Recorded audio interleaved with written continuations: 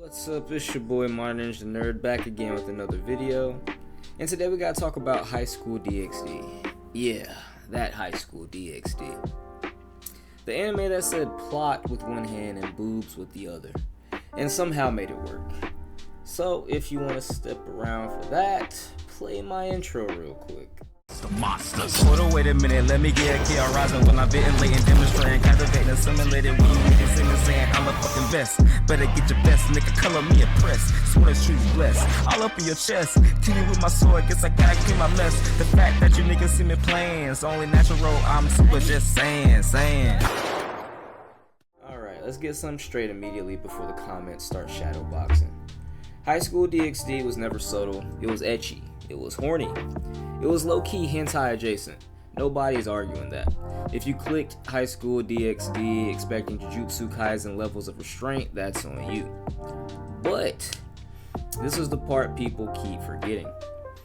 Early DxD was actually good, like dangerously good for what it was. It also had pretty good openings and endings.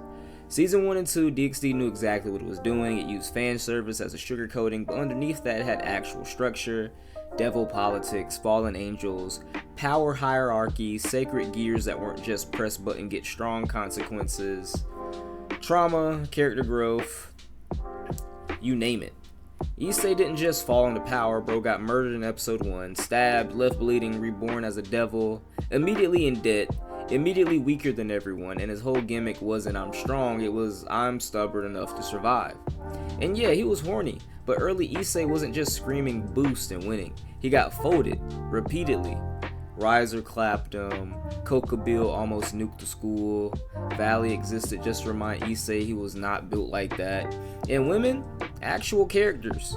Rias had responsibility, Ankano had trauma and self-hatred, Asia wasn't just cute, she was broken, Zenovia had faith issues, Kaneko had family baggage tied directly into the power system.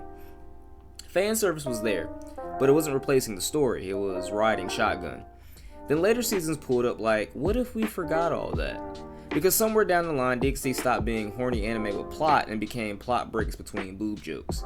And that's where the fall off starts. Later DxD leaned hard into fan service, like it was scared you get bored if a character talked more than 10 seconds without someone's shirt exploding. Scenes that used to be tense became jokes. Threats that used to feel dangerous became excuses for power-ups and comedy beats. Issei's growth especially got hit. Early Issei had limits, he had to strategize, he had to work with his team, he lost fights and lived with that. Later Issei just kinda yells harder, unlocks another mode, everyone gasps, problem solved. And don't get me wrong, hype forms are cool, but when every problem gets solved by a new transformation unlocked, the states evaporate, death stops meaning anything, fear disappears, enemies stop feeling like enemies and start feeling like warm-up dummies. And DxD used to be good at stakes. Devil Society had rules, rankings mattered, political marriages mattered, bloodlines mattered, breaking those rules had consequences. That's why Rias rejecting her engagement was a big deal. That's why rating games mattered. That's why Valley wasn't just strong, he was terrifying. Later seasons kinda said, yeah, devil politics, whatever, check this out. And suddenly light novel arcs get rushed or skipped.